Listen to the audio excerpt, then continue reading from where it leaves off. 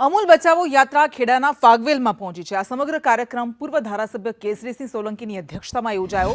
પૂર્વ ધારાસભ્ય કેસરીસિંહ સોલંકીએ વીરપુરમાં અમૂલે 40,000 એક ગુંઠો ભાવની જમીન 4 લાખમાં ખરીદી ભ્રષ્ટાચાર કર્યો હોવાના આક્ષેપ પણ કરવામાં આવ્યા।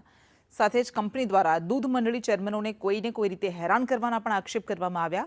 આ યાત્રામાં ખેડા, આણંદ અને મહીસાગર જિલ્લાના દૂધ મંડળી ચેરમેન, સભ્યો અને સેક્રેટરી, આગેવાનો, ખેડૂતો અને પશુપાલકો મોટી સંખ્યામાં જોડાયા હતા।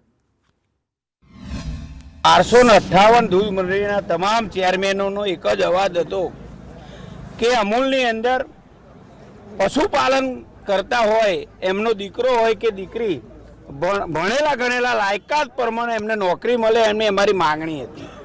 અન્ય પણ અમારી બીજી 2 માગણીઓ હતી।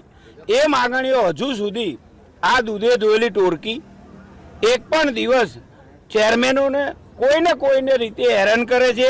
આવનારા દિવસોની અંદર આ દૂધે ધોયેલી ટોળકી છેલ્લા 10 વર્ષથી લોકોને, અમારા પશુપાલકોને કોઈને કોઈ રીતે હેરાન કરી રહે છે। ત્યારે આ વખતની ચૂંટણીની અંદર લીલા તોરણે તમામ જેને પશુપાલકોનું લોહી ચૂસ્યું છે તમામે ઘેર જશે એવું નક્કી છે। ભાથીજી દાદાના ફાગવેલ દર્શન કરી અને વીરપુર ખાતે જે ભ્રષ્ટાચારની વાત હતી એ ખરેખર ખેડા, આણંદ, મહીસાગર જિલ્લાના તમામ ચેરમેનો સ્થળ મુલાકાત માટે જઈ રહ્યા છે કે વાસ્તવિક પરિસ્થિતિ શું છે, જમીનના શું ભાવ છે, જમીનના આજુબાજુ ખેડૂતોને બતાવવામાં આવશે।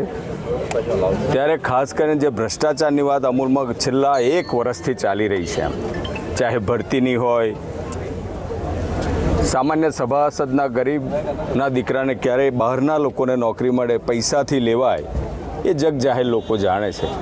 એના ઉજાગર કરવા માટે સમગ્ર ખેડા, આણંદ, મહીસાગર જિલ્લાના આજે ચેરમેનશ્રીઓ, ડિરેક્ટરશ્રીઓ અને સહકારી આગેવાનો સ્થળ મુલાકાતે જઈ રહ્યા છે।